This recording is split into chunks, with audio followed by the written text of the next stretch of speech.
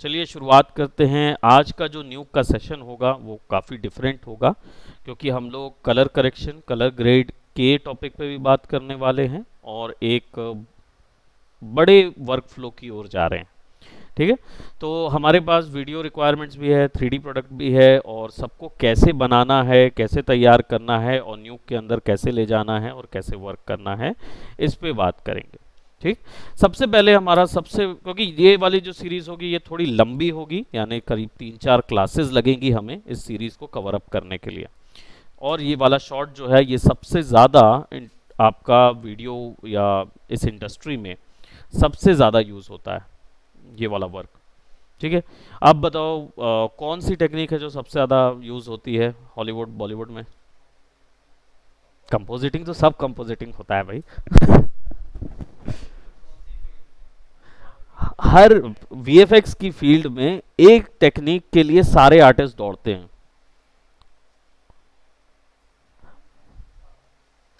सबसे कॉमन दिखती होगी जो। क्वेश्चन थोड़ा सा घुमावदार है, इसको सीधे सीधे समझने में। हॉलीवुड में आधे से ज्यादा कौन सी वीएफएक्स सीन पे काम होता है? सबसे ज्यादा सीन कौन से बन के आते हैं आपके पास? 3D, जिसको हम लोग बोलते हैं सीजीआई कॉम्पोजिटिंग। अब सीजीआई कॉम्पोजिटिंग जो है टर्म, ये बहुत बड़ा है, वास्ट है, इवन इतना वास्ट है कि इसको एक कोर्स में डाला जा सकता है।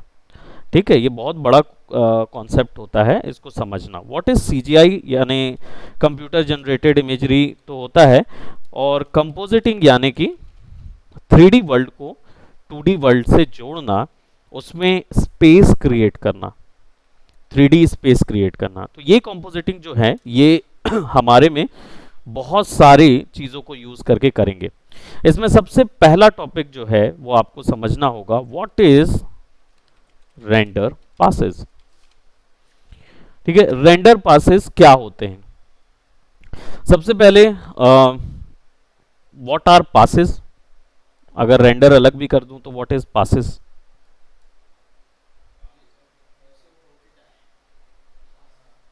पास होके जाए, कोई भी चीज जो पास होके जाए। ठीक है। यानी कि इसको ये बोला जा सकता है कि जैसे कोई एक चीज के अंदर से कोई दूसरी चीज पास होके भी जा सकती है, ये भी हो सकता है, साइड से पास होके भी जा सकती। करेक्ट। रेंडर पासेस भी कुछ ऐसे ही होते हैं, बस अंतर ये होता है कि पासेस, जितने भी रेंडर पासेस होते हैं, एक्चुअल में ये इमेजेस होती हैं।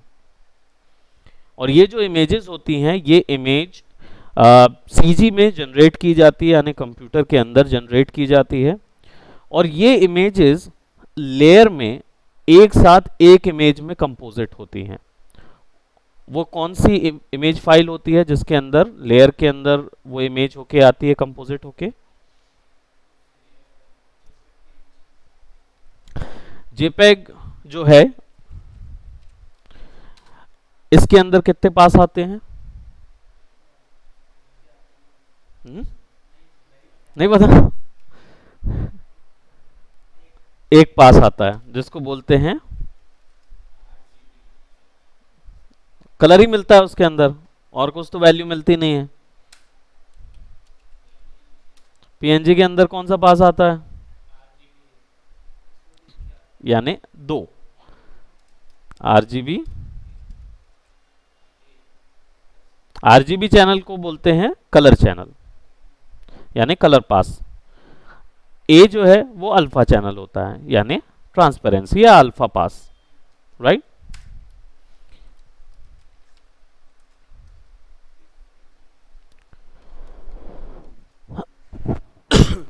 टिफ या टारगा, टीजीए को टारगा फॉर्मेट भी बोलते हैं। इसके अंदर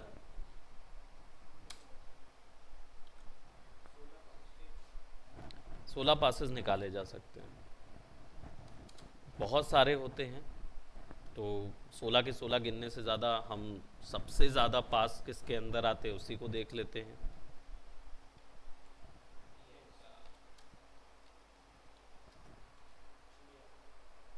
ये दो फॉर्मेट हैं एक ही इमेज के।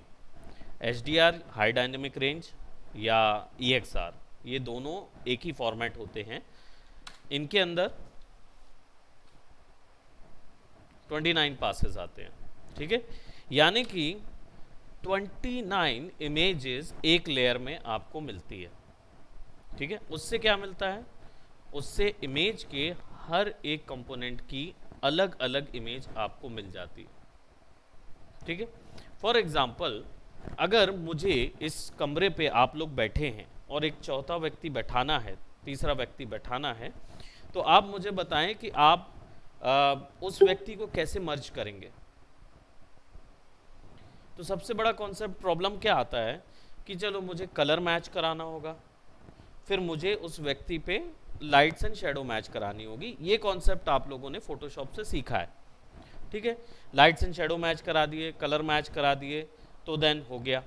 अब प्रॉब्लम क्या होती है कि कई बार लाइट शेडो और कलर तो मैच करा दिया आपने, लेकिन सीन थोड़ा ज़्यादा कॉम्प्लेक्स होता है। क्या कॉम्प्लेक्सिटी होती है, हो सकता है एक नहीं 10 लाइटें लगी हो और हर लाइट की पोजीशन अलग अलग होती है। इससे होता क्या है, इससे ये होता है कि चलो एक एक बार में सबकी लाइट और वो सब सेट हो जाती है, लेकिन कई लाइट्स जो होती हैं वो केवल रिम बना रही होती हैं। पीछे लगी वाली लाइट सामने में तो असर नहीं करेगी, वो रिम ही बनाएगी। कई लाइट्स जो होंगी वो हल्का सा टिंट दे रही होगी, हो सकता है फुल बड़े साइज का पैनल रिफ्लेक्टर लगा होगा जो आपको एक किसी और लाइट का बाउंस आपके चेहरे पे लगा रहा हो सकता है कि आपके चेहरे, आपके बॉडी से ऐसी जगह शेडो बन रही होगी जिस जगह शेडो जो है वो नहीं बननी चाहिए, लेकिन वहाँ शेडो बन रही होगी। हो सकता है क्योंकि this world is very much complex, बहुत ज़्यादा कॉम्प्लेक्सिटी होती है इसके अंदर। तो अगर मुझे उस व्यक्ति की हर एक वैल्यू पे, हर एक पिक्सल वैल्यू पे एक इमेज मिल जाए जिसको मैं आसानी से एडिट कर सकूं, तो मुझे कितना वैरायटी ऑफ ऑप्शन मिल जाएंगे कंपोजिट करने के लिए, ठीक है। यही काम एक रेंडर पास करता है। क्लियर। अब बात करते हैं रेंडर पासेस न्यूक में कैसे पता करते हैं, ठीक है। यहाँ पे मेरे पास एक इमेज है और उस इमेज के थ्रू हम समझेंगे कि रेंडर पासेस कैसे वर्क करते हैं। और मुझे बताना, क्योंकि ये कंटेंट जो है वो मैंने लाया इंटरनेट से ही है। इस कंटेंट को अगर आपने देखा हुआ है तो मैं समझूंगा कि आपने कुछ उसमें से उठाया हुआ होगा, ठीक है। तो I will be clearing that, but ये कंटेंट केवल आपको एक्सप्लेन करने के लिए है। हम अपना खुद का कंटेंट अपनी ली हुई फुटेजेस के थ्रू तैयार करेंगे, ठीक। So now that's why I said कि this will be a bigger class, biggest class of new, आप ऐसा मान के चलिए। ओके, सो सबसे पहले हम चेक कर लेते हैं क्लास मटेरियल में हमारे पास 3D मॉडल्स करके एक फाइल फोल्डर होगी, and as you can see यहाँ पे हमारे पास EXR इमेजेस हैं जिसमें एक मॉन्स्टर है और एक वर्क है। देखिए हो ये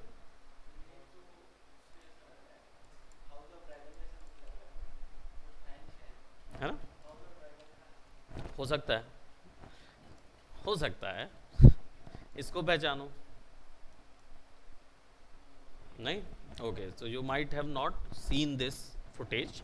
ये एक्चुअल में एक VFX प्रोडक्शन की ही फुटेज है। और हम अब बात ये आती है कि सीधी सी बात है, ये इमेज है, this is not a sequence. Why I am choosing this, just to explain it to you कि कलर करेक्शन, कलर ग्रेडिंग कैसे की जाती है, पासेस कैसे काम करते हैं, ठीक।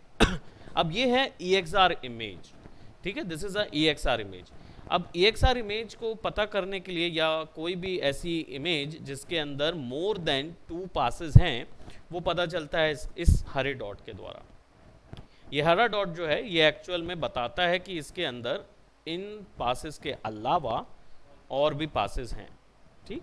Similarly likewise as you can see here only you will find only 1 pass, RGB pass, इसके अलावा और कोई पास इसके अंदर है ही नहीं। अब बात आती है कि how do you see that in न्यूक। न्यूक के अंदर क्या होता है, यहाँ पे एक ऑप्शन होता है चैनल्स। जब आप इस पर क्लिक करते हो ना, इतने सारे पास हैं एक इमेज के अंदर, केवल सिंपली एक इमेज के अंदर इतने सारे पास हैं। इस इमेज में अगर मैं इसको सेलेक्ट करूं एंड इसको देखूं तो यहां कुछ ज्यादा पास नजर नहीं आएंगे। तो ये अपडेट होता है इमेज के अकॉर्डिंग, ठीक है। Every pass has a different value. तो अगर मैं यहाँ पे RGB लाइट रेड करता हूँ, RGB लाइट ब्लू करता हूँ, उसका पास इंफॉर्मेशन यहाँ पे दिखाएगा। एज यू कैन सी यहाँ से भी हम इस पासेस को एक्सप्लोर कर सकते हैं। सी लाइट ग्रुप, इसको मैं नन कर देता हूँ, doesn't matter about this one. ये चैनल्स को केवल दिखाएगा कि कितने चैनल एक्सप्लोर किए जा सकते हैं। ये है एक्चुअल चैनल ग्रुप्स जो दिखाएगा चैनल डिस्प्ले। अभी देखो मैंने लाइट ग्रुप 1 किया तो आपका एक्स्ट्रा लाइट्स गायब हो गई हैं। लाइट ग्रुप 2 किया तो I am getting only the highlights. Light group 3 I am only getting the emission glow, यानी जो अंदर की लाइट है वो मिल रही है मुझे। Albedo, diffuse, diffuse albedo, diffuse direct, diffuse indirect. यानी जो आप 3ds मैक्स में रेंडर निकालते हो ना, वो रेंडर एक्चुअल में इतनी फाइल्स होल्ड करता है। अभी तक हम लोगों ने उसकी कंपोजिटिंग नहीं की, इसलिए हमने देखा ही नहीं कि वो चैनल्स कैसे होते हैं। अर्नोल्ड के अंदर एक टर्म आपने सुना था, आर्बिटरी आउटपुट वेरिएबल, AOV, सुना था ना। ये ये ही AOVs हैं। हर एक इंफॉर्मेशन का एक अलग अलग AOV होता है, ओनली दी एमिशन वैल्यू, ठीक है। Now these are the places from where you can actually explore, हर एक फाइल एक्सप्लोर की जा सकती है। देखो बहुत मिनिमम है, और हर एक फाइल कई बार होता है कि कुछ दिख रहा है कुछ नहीं दिख रहा है। अगर नहीं दिख रहा होगा तो लाइट ऑफ कर सकते हो, सो दैट यू कैन सी।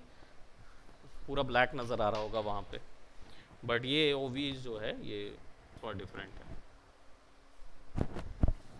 ठीक है। अब देखो बहुत कम आपको नज़र आ रहा होगा वहाँ पे। इसके लिए यहाँ पे आपके पास गामा वैल्यू है, देखो अब नजर आई।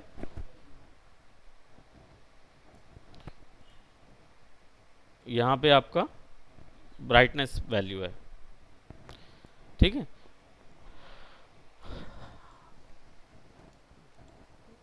अब ये जो पासेस हैं ये सबके अलग अलग हैं, केवल स्पेकुलर है। स्पेकुलर डायरेक्ट, यानी लाइट के द्वारा डायरेक्ट लगने पर जो स्पेकुलर बनता है वो, ठीक है। So let me just,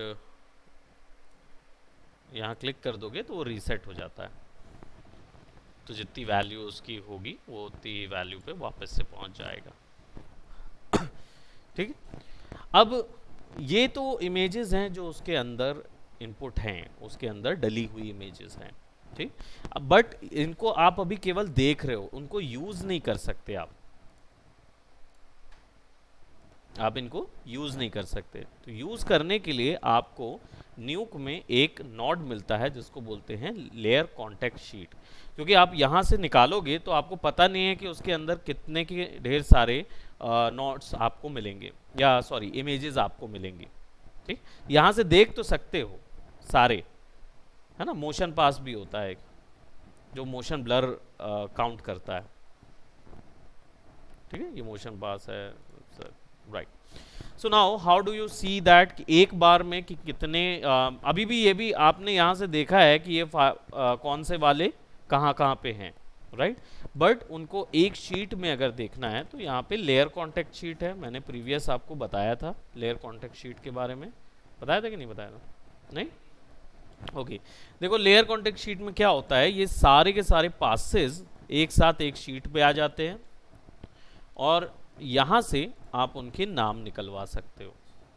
layer show layer names, तो इससे पता चल जाता है कि वो पर्टिकुलर पास कौन सी वैल्यू होल्ड करता है। ये SSS है यानी सब सरफेस स्कैटरिंग है, ये वाला आपका स्पेकुलर इनडायरेक्ट है, ये वाला आपका स्पेकुलर अल्बेडो है, स्पेकुलर डायरेक्ट है ना, इनडायरेक्ट है, आपका एमिशन है, राइट, डिफ्यूज अल्बेडो है, डिफ्यूज डायरेक्ट, डिफ्यूज इनडायरेक्ट। ठीक, अब इसमें कोई डाउट तो नहीं है कि डिफ्यूज अल्बेडो क्या है, डिफ्यूज इनडायरेक्ट क्या है और डिफ्यूज डायरेक्ट क्या है?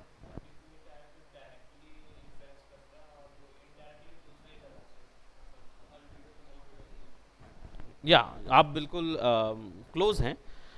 थोड़ा सा एक्सप्लेनेशन ऑफ है, बाकी आप समझ रहे हो कि मैं क्या कह रहा हूँ। देखो ऑफ क्या है और थोड़ा सा क्लोज क्या है, और उस बारे में अगर बात करें तो आपको मैं एक चीज़ बताऊं। ये लाइट की वैल्यूज़ है। लाइट अगर डायरेक्ट पड़ती है ज्योमेट्री के ऊपर में तो कलर कितना फैलेगा, कितना फैला हुआ है, वो डिफ्यूज डायरेक्ट है।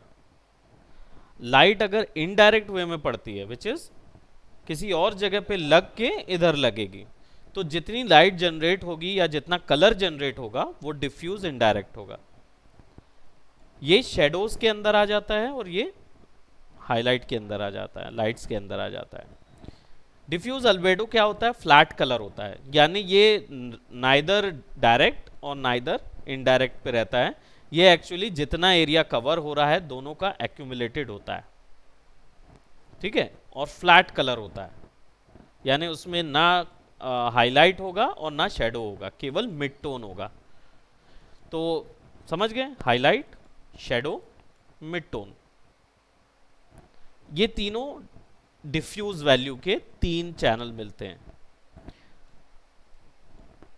इनडायरेक्ट अलग से, डायरेक्ट अलग से। ये क्या कर रहा है? ये तो कलर वैल्यू देख रहा है, ये लाइट्स वैल्यू की बात कर रहा है। ये लाइट के द्वारा जनरेट हुई हैं और ये एग्जैक्टली लाइट इटसेल्फ है। अलग से डायरेक्ट का मतलब है इसी के अंदर ये और ये दोनों आए हुए हैं और ये भी आया हुआ है, तो it's a composited one of only the lights. Indirect ये वैल्यू और ये वैल्यू जुड़ी है, ये इसके अंदर आती हैं, ठीक है, जुड़ी हुई वैल्यूज आती हैं, इसलिए वो डायरेक्ट, इनडायरेक्ट और specular, specular albedo which is overall area cover up करने के लिए चाहिए होता है ना, और स्पेकुलर डायरेक्ट और specular indirect. Highlight, shadow, mid tone, highlight, shadow, mid tone, समझे? अब वो स्पेकुलर की हाईलाइट, शेडो, मिड टोन भी है, लाइट्स की भी हाईलाइट, शेडो, मिड टोन भी निकल आई, और स्पेशल लाइट ग्रुप्स जो एक्स्ट्रा में बनाए हुए हैं वो भी निकले हुए हैं।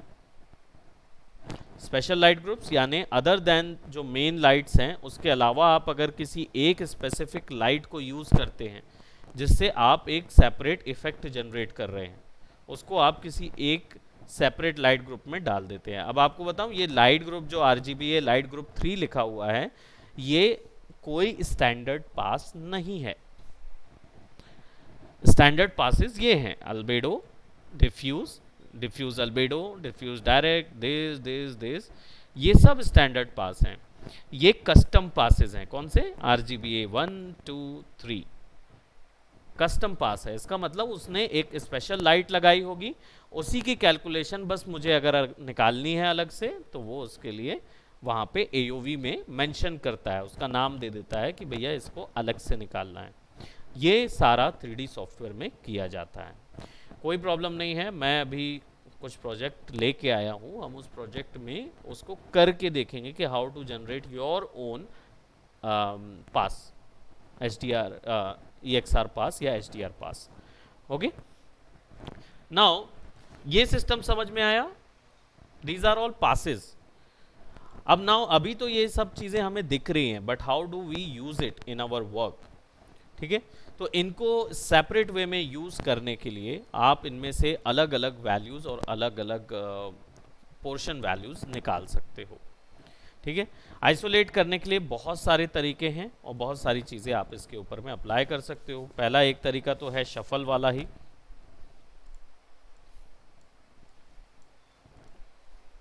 शफल,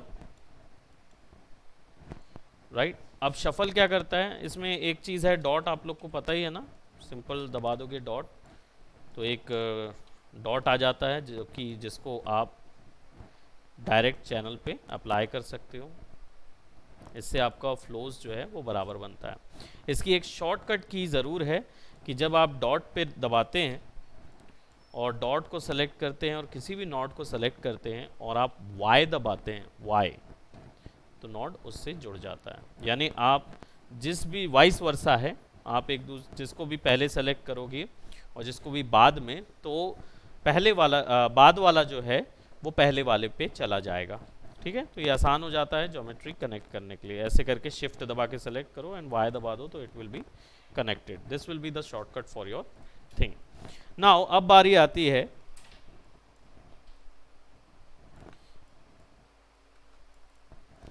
सीन की। How do you understand a scene. और ये भी एक कनेक्शन चैनल बन जाता है ना, तो जो इन्फॉर्मेशन है वो इधर तक आ रही तो इधर से भी एक्सेस कर सकते हो, ज़रूरी नहीं है कि इधर ही क्लिक करके देखना होगा। ठीक, और ये 10 जगह पे और यूज़ किया जा सकता है। ओमनी डायरेक्शन होता है, कहीं से भी इस पर चिपकाया जा सकता है। ठीक है, तो ये डॉट बहुत कीमती होता है, समझने वाली चीज़ है, देखने के लिए, केवल एडजस्ट करने के लिए नहीं होता। ये ना चैनल है, तो आप आसानी से इसमें से कोई भी चैनल जोड़ के कुछ और वैल्यू निकाल सकते हो। ठीक, नाउ अब बात आती है कि ये जो हमारा सीन है इसमें हमें इसको कंपोजिट करना है। So what will do, will take a merge node. ठीक, इसको सेलेक्ट करेंगे और Y दबा देंगे तो एज यू कैन सी ये उसके साथ कनेक्ट हो जाएगा।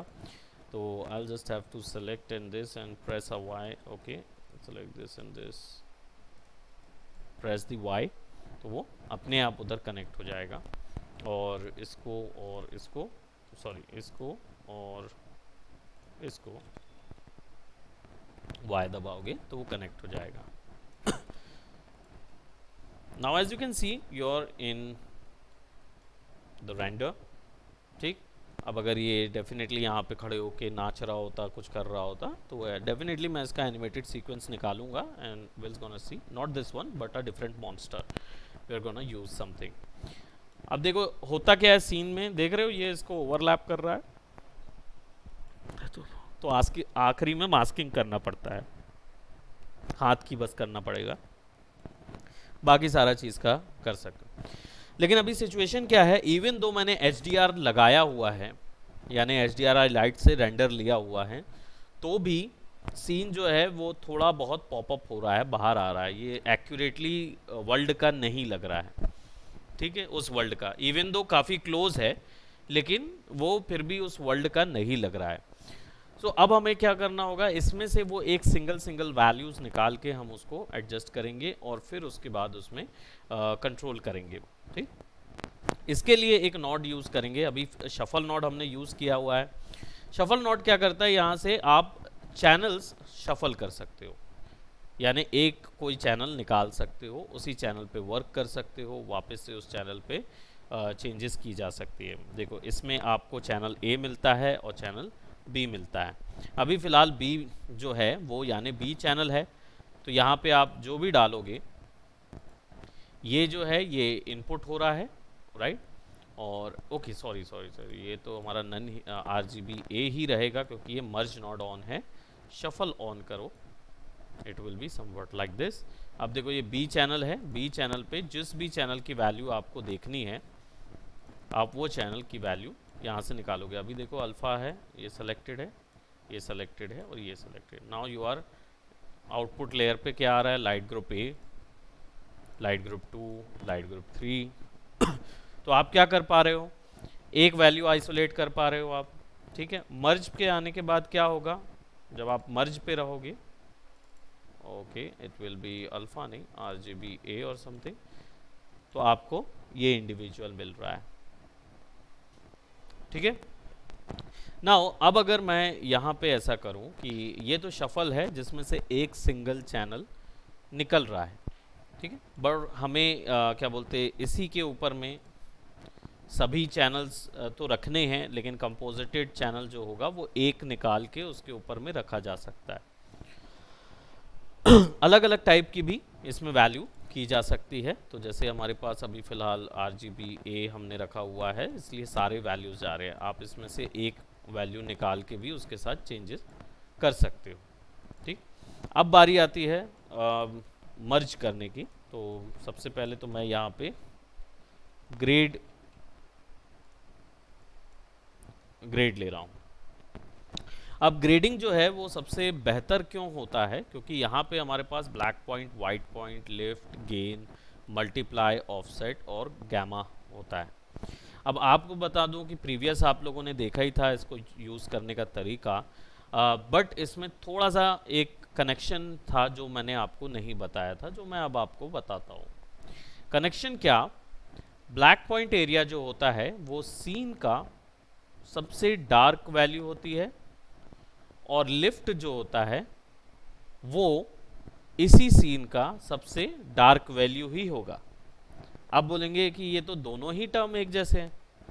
असल में ये दोनों आपस में कनेक्टेड होते हैं, और ये आपस में कनेक्टेड होता है। ठीक है, अब कनेक्टेड का मतलब ये है, अगर आप, क्योंकि ये नॉड का काम क्या है, ये नॉड का काम है आपके सीन ग्रेड को मैच कराने का। ठीक, so if I apply a grade node to this और इसे डी कर देता हूं, यानी डिसेबल। अब ग्रेड नॉड में अगर ब्लैक पॉइंट की बात की जाए तो इसको सेलेक्ट करें, और सबसे ज़्यादा डार्क वैल्यू जो उसके आसपास होगी उसको आप सेलेक्ट करेंगे। अच्छा हाँ, एक चीज़ और जान लीजिए, जब आप अल्फ़ा वैल्यूज़ के साथ काम कर रहे होते हैं और ग्रेडिंग कर रहे होते हैं, तो आप एक चीज़ ध्यान रखें कि आपका जो सीन सीक्वेंस है वो ब्लर है। ये दिख रहा, ये ब्लर क्या कहलाता है? नहीं, हाँ, ये क्यों जनरेट होता है ये तो बताया था फोटोशॉप में, फोटोशॉप से बताया हूँ। यहाँ पर आते आते धीरे धीरे आप क्लियर होता जाएगा कि आप देखो कितना अंदर तक जाता है वो। कोई इमेज जब ज़रूरत से ज़्यादा खींच दो या उसके ज़रूरत से ज़्यादा स्केल कर दो उस इमेज को, तो वो उसके एजेस जो हैं वो ब्लर हो जाते हैं। वो क्यों होते हैं?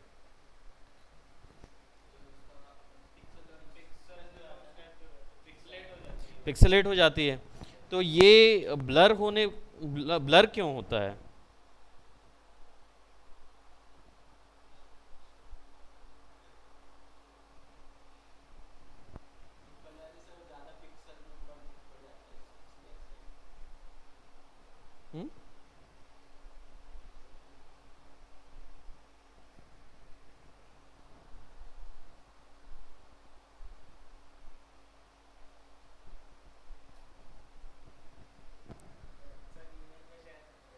टर्म टर्म क्या होता है टर्म?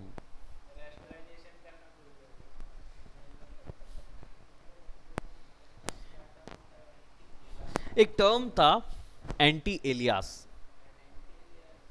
क्या होता था एंटी एलियासिंग? सुने तो थे, लेकिन गेम में देखे हो क्या करता है वो गेम में? ऑन कर देते थे तो क्या होता था, ऑफ कर देते तो क्या होता था?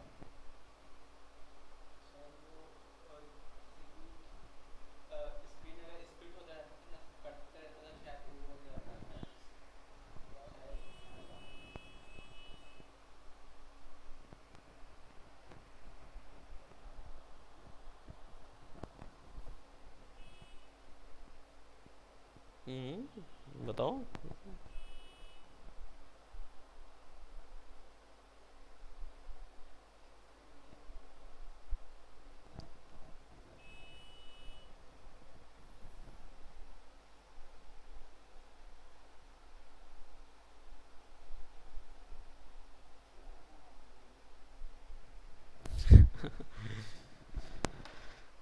एंटी एलियास का मतलब होता है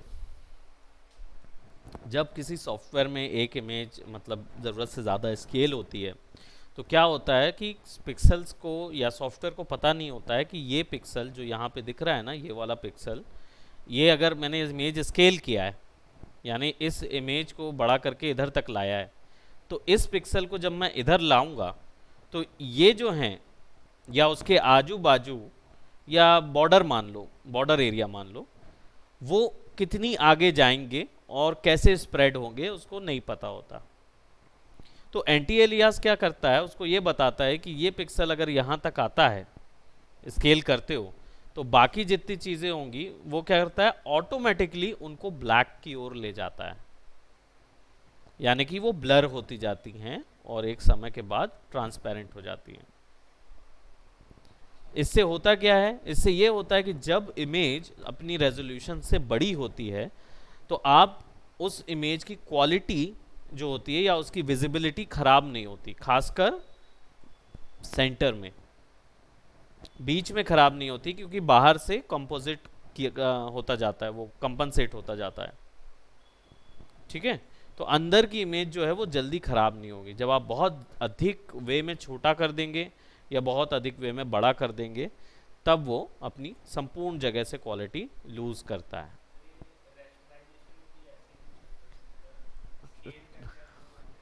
जो रेस्टराइजेशन टर्म है ना, वो टर्म नहीं है, वही एलियास है, एंटी एलियासिंग है ना। तो रेस्टराइजेशन एक टर्म यूज कर लेते हैं कि भाई हाँ, ये हमने एक वेक्टर इमेज को या कोई एक इमेज को कन्वर्ट कर दिया है रेस्टर में, या फिर हमने उसके पिक्सेल्स को मैनेज किया हुआ है। But anti alias is the actual term, जो कि जब इमेज बड़ी होती है तो ऑटोमेटिकली उसके चारों ओर लग जाता है, लेकिन कंपोजिटिंग में हम इसे यूज नहीं करते। रीज़न ये होता है कि कंपोजिटिंग में जब आप एंटी एलियास लगाते हैं तो एंटी एलियास क्या करता है, ऑटोमेटिकली आपके आउटर एरिया के पिक्सल्स को रिड्यूस कर देता है। रिड्यूस करने से क्या होता है, रिड्यूस करने से ये होता है कि हमारे पास कोई कंट्रोल नहीं रह जाता है इन्वायरमेंट की लाइट्स का, खासकर उन पिक्सल्स पे। तो वो हमेशा डेप्थ नज़र आएगी, हमेशा ऐसा नज़र आएगा कि वहाँ पे एक शेडो बन रही है। बट ज़रूरी नहीं है कि शेडो बने, क्योंकि कई जगह शेडो बनने की ज़रूरत नहीं पड़ती है। ठीक है, तो एंटी एलियास हमेशा ऑफ करना है शुरुआत में। एंटी एलियास ऑफ कैसे होता है, एंटी एलियास ऑफ होता है एक नॉट से, जिसको बोलते हैं अनप्रीमल्ट। अब ये फंडा क्या होता है अनप्रीमल्ट का, ठीक है, जरा देखते हैं। मैं इसको इधर से कनेक्ट करता हूँ और probably I could connect it from here. अब देखो अभी फिलहाल ये कैसा है, ठीक। When I attach unpremult, anti alias off कर दिया उसने। अब आपके पास पूरा इमेज आएगा जिस पे आप सेटिंग्स कर सकते हो। ठीक है, इवन दो इसमें एक चीज़ और है कि अनप्रीमल्ट यहाँ लगा तो है, लेकिन जैसे ही आप चैनल स्विच करते हैं हट जाता है वो, क्योंकि वो अभी लगा है किस पे, केवल RGBA पे, बाकी सब में एंटी एलियास लगा हुआ है। तो जब आप इसको RGBA पे ले आते हैं या जिस पे भी आप ले आते हैं और आप इसको चाहते हैं कि सब में अप्लाइड रहे, so what you have to do, you have to go to unpremult node और इसको डिवाइडेड, ये जो जितने दिख रहे हैं आप जिस पे भी करोगे तो this will be like divided to everything, आपको डिवाइडेड ऑल करना होगा। When you do this, then जब भी आप स्विच करोगे you will find it that everything is here.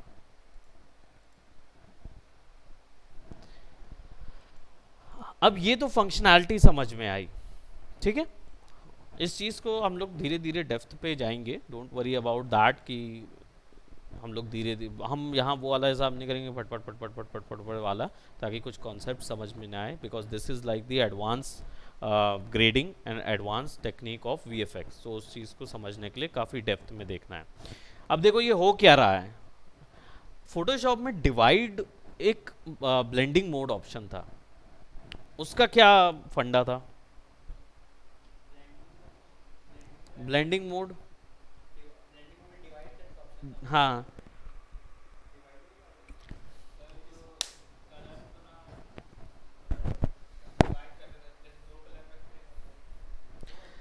किसके साथ है ना, है ना, ज़्यादातर स्क्रीन एंड ओवरले यूज़ करते थे। तो सोचते होगे ना कभी कि डिवाइड कहाँ यूज़ होता है, एक्सक्लूजन कहाँ यूज़ होता है, ये टाइप्स क्यों यूज़ होते हैं, मल्टीप्लाई कैसे यूज़ करता है। ठीक है, देखो क्या है, डिवीजन पिक्सल का, ग्रेडिंग में ना हम एक एक पिक्सल को सेलेक्ट करके उसके अंदर एक कलर सेट कर सकते हैं और उसको बता सकते हैं कि तुम किस एरिया में जाने पर तुम्हारा कलर कितना काला और कितना वो हो, ये तुम बता सकते हो। ठीक है, अब मैं बताता हूँ कि एक्चुअल में डिवीजन होता क्या है। डिवाइड जो कहीं पर भी सीजीआई वर्ल्ड में अगर आप डिवाइड ब्लेंडिंग मोड या डिवाइड यूज़ करते हो कलर के लिए, तो वो आरजीबी 3 अलग अलग चैनल हैं, रेड ग्रीन ब्लू। उसमें कंफ्यूज मत होना कि मैं कलर चैनल के अंदर आरजीबी आता है तीनों, लेकिन ये इंडिविजुअली भी आते हैं, रेड ग्रीन ब्लू इंडिविजुअल ले सकते हो, यानी चैनल क्या है, is a group of colour channels, तो उनके अंदर रेड ग्रीन ब्लू आते हैं। रेड की वैल्यू को वाइट की वैल्यू से डिवाइड किया जाता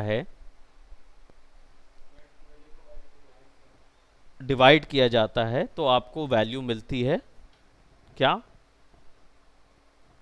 रेड ग्रीन ब्लू, सॉरी, आपको डिवाइड ब्लेंडिंग मोड मिलता है।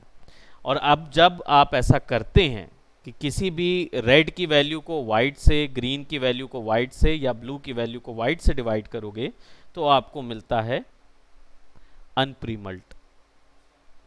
अनप्रीमल्ट नॉट क्या करता है, आपके पर इफेक्ट को डिवाइड करता है, यानी डिवाइड करने के कारण आपको यहाँ पे ये ऑप्शन नज़र आता है।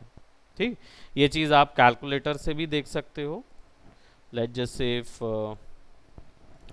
Currently we are at here, और हमारे पास चलो ये पिक्सल जो है, I don't know, probably here और हियर, मुझे नहीं पता, कौन सा भी एक पिक्सल ले लेते हैं। अब इधर पे देखो क्या है, 0.13501, ठीक है, ये है, और इधर पे क्या है 0.47925। तो 0.13501 यहाँ पे था ना, यहाँ पे था, कहाँ गया वो, ये है।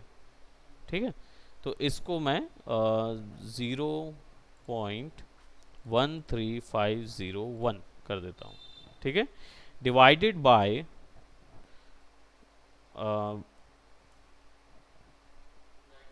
हाँ 0.47925, 0.47925 इक्वल टू 0.281711006785, ये वैल्यू होनी चाहिए।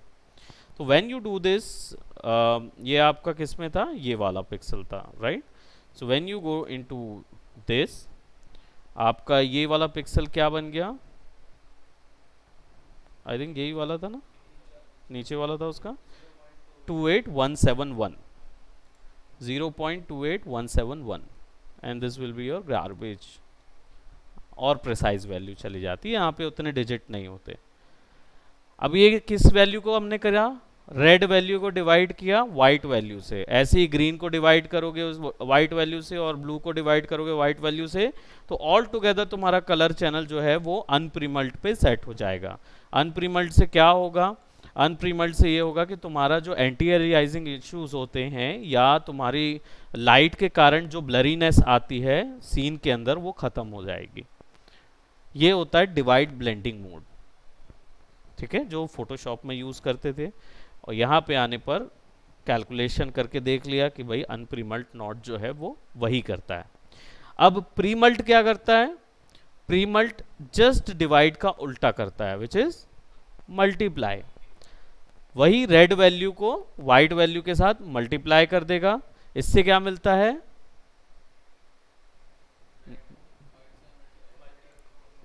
प्रीमल्ट क्या करता है,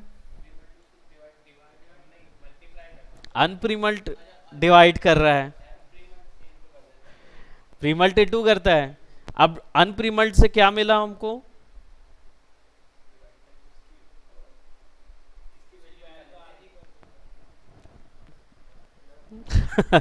कंफ्यूज हुए ना? देखो मैं तुमको बताता हूँ, सबसे मेन चीज समझो। ये जो जीरो वैल्यू है, ये वैल्यू ट्रांसपेरेंसी है, ठीक है? अगर ये जीरो है, इसका मतलब है ये वाइट है। अगर ये वन है, देखो मैं दिखा, अगर ये वन है तो ये ब्लैक है, ठीक है? जीरो है तो वाइट है, वन है तो ब्लैक है। ट्रांसपेरेंसी छोड़ दो, इसको ये मान के चलो कि अगर सीन में क्या हो सकता है, सीन में या तो सबसे ज्यादा डार्क वैल्यू हो सकती है या तो सबसे ज्यादा वाइट वैल्यू हो सकती है। करेक्ट बात है, या तो डार्क हो गया या तो हाइट हो गया। यानी आप लाइट्स कंट्रोल किससे कर रहे थे? वाइट और ब्लैक वैल्यू से कर रहे थे, सीधी बात है। तो अनप्रीमल्ट क्या करता है? अनप्रीमल्ट डिवाइड कर करके जीरो पे ला देता है हर उस वैल्यूज को जो आधी ट्रांसपेरेंसी पे होगी, यानी 0.2 पे होंगी, 0.1 पे होंगी, 4 पे होंगी, 5 पे होगी। वो क्या करता है? पूरे को जीरो पे ले आता है, क्योंकि डिवाइड करता है। मैंने बताया ना, जीरो होगा तो वाइट होगा और वन होगा तो ब्लैक होगा। अब डिवाइड करोगे तो क्या होगा? जीरो होंगी, जीरो होंगी तो क्या होगा? लेसर ऑफ ट्रांसपेरेंसी मिलेगी। यानी कि इमेज के अंदर कहीं पे अगर आपको लेसर ऑफ ट्रांसपेरेंसी मिल रही है, वो जनरेट हो रही है पिक्सेल्स के, मैं अभी बता रहा हूँ वीएफएक्स के लिए जाने के लिए। अभी दिमाग वहां मत ले जाओगे, तुम उसको ऐसे जोड़ दोगे उसको वैसे जोड़ोगे तो तुम्हें कुछ नया मिलेगा, वो नहीं। अभी तो तुम कंपोजिटिंग के लिए तैयार कर रहे हो अपनी फाइल को। और उसको फाइल को तैयार क्यों करना? क्योंकि हो सकता है रेंडर निकालते समय कोई हिस्सा पिक्सल का या कहीं शेडो का इतना उसमें ट्रांसपेरेंसी आ गई हो, एंटी एलियास के कारण ट्रांसपेरेंसी आ गई हो, तो उसकी ट्रांसपेरेंसी खत्म करने के लिए क्या करोगे? अनप्रीमल्ट लगाओगे। अब उसने क्या फंडा किया? एक पिक्सल के अंदर अगर वाइट वैल्यू की वैल्यू, वाइट की वैल्यू यानी ये जो अल्फा चैनल की वैल्यू मानते हैं, अल्फा चैनल की वैल्यू अगर 0 पॉइंट समथिंग है ना? देखो अभी ये 0.76270 है, ठीक है? अब ये जब यहां था तो यहां देखो कितना अंधेरा है। इससे क्या होगा? एजेस जो होंगे वो पूरे डार्क हो गए, ठीक है? एजेस डार्क हो गए तो अब वहां पे कोई कलर नहीं डाल सकते हो, कोई फिक्सेशन नहीं कर पाओगे। ओरिजिनल चैनल कैसे फिक्स करोगे? वो तुम्हारा कोई ऑप्शन इधर पे नहीं काम करेगा। तो इसको फिक्स करने के लिए क्या करते हैं? सबसे पहले अनप्रीमल्ट नोड लगा देते हैं। अब प्रीमल्ट क्यों लगाते थे? ताकि एजेस जो होंगी वो कट जाएं। प्रीमल्ट लगाते थे तब तो अल्फा चैनल मिलता था। अब देखो गायब तो वो कर रहा है अल्फा चैनल के कारण, लेकिन एजेस में क्या? तो वो एजेस में क्या करता है? मल्टीप्लाई करता है। मल्टीप्लाई करने से क्या होता है? चैनल जो है वो डिलीट हो जाते हैं। कैसे डिलीट होगा?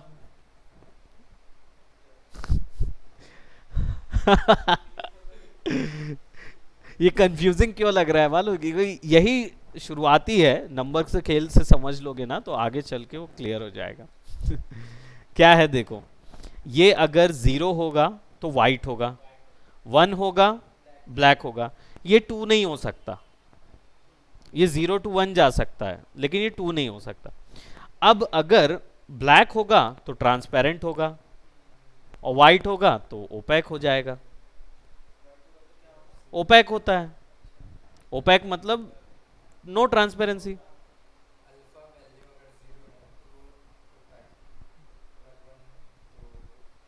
ट्रांसपेरेंट है। 1 दिखा रहा है तो ट्रांसपेरेंट है और 0 दिखा रहा है तो ओपैक है। समझे? ये इतना सा जो फंडा है ना, ये बहुत बेहतरीन काम करता है आपकी वीएफएक्स कंपोजिटिंग में।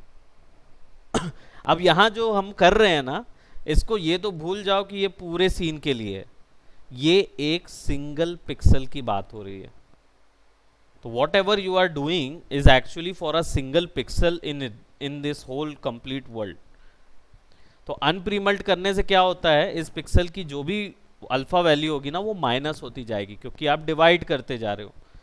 तो डिवाइड करते जाओगे, रेड वैल्यू डिवाइड होगी इसके साथ, तो रेड की वैल्यू जो है वो कम हो जाएगी, ओपेक की ओर चले जाएगी। तो हमको यहाँ पे रेड ग्रीन ब्लू पूरे पूरे मिलेंगे, है ना, पूरे पूरे मिलेंगे तो क्या होगा, हम आसानी से उसमें बदलाव कर सकते हैं अपने सीन के लिए, इसलिए हमने वहां पे अनप्रीमल्ट लगाया। समझे? और प्रीमल्ट का फंडा क्या था, हमको ये हिस्से शार्प कट चाहिए यानी ट्रांसपेरेंट चाहिए, तो हम क्या करते हैं, हम वैल्यू को प्लस करवा देते हैं। अब प्लस कैसे होगा, मल्टीप्लाई करने से बढ़ती जाती है, वन में आ जाता है, ट्रांसपेरेंट हो गया। तो जो अननेसेसरी एक्स्ट्रा चीजें हैं वो ट्रांसपेरेंट हो जाती है, यानी हमें अल्फा क्लियर मिलने लगता है। क्या ट्रांसपेरेंसी कलर क्लियर मिलने लगती है। ये फंडा है डिवाइड का और मल्टीप्लाई का, ठीक है। यही ब्लेंडिंग मोड आप फोटोशॉप में भी यूज करते हो, जो कि एडवांस कंपोजिटिंग में मैथमेटिक्स के द्वारा समझी जाती है। हालांकि वहां पे फोटोशॉप में इतना समझाने बैठोगे तो फिर नहीं समझ पाते ना, क्योंकि बिल्कुल एक्सपोजर नहीं रहता है। नाउ अब आप समझ सकते हो कि हाँ कुछ कुछ ये चैनल कैसे काम करता है। तो तैयारी रखने के लिए सबसे पहले ज्योमेट्री और लेयर कॉन्टेक्ट शीट समझ में आ गया है आप लोग को, है ना, और शफल नोट समझ में आ गया है कि एक एक चीज़ को निकालना है, उस पर ग्रेड लगाना है और उसको वहाँ पे एडजस्ट करते जाना है। अभी इसकी कंपोजिटिंग में मैं उसको ले जाऊंगा। अभी हमारे पास ये अनप्रीमल्ट है, डी कर दिया था ना मैंने, डिसेबल कर दिया था, डिसेबल कर दिया था उसको। हाँ, इसको यहाँ कर देता हूँ, तो अब देखो बराबर से आपको पूरी लाइट्स मिलेंगी, पूरे पिक्सल्स मिलेंगे। जब तक हमें VFX की पूरी हम इसमें टेक्निक अप्लाई ना कर दें तब तक हम कहीं और नहीं जाएंगे। नहीं नहीं नहीं, ये तो केवल आप लोगों को फंडा समझाने के लिए है। हमारे पास जो इमेज है वो हम कौन सी वाली यूज़ करेंगे, तो हमारे पास मैं बता दूं, हमारे पास एक यहाँ पे रेंडर सीक्वेंस है, वीडियो फॉर ट्रैक। अभी इसमें आपको पूरा वो ट्रैकिंग इन्फॉर्मेशन बताता हूँ।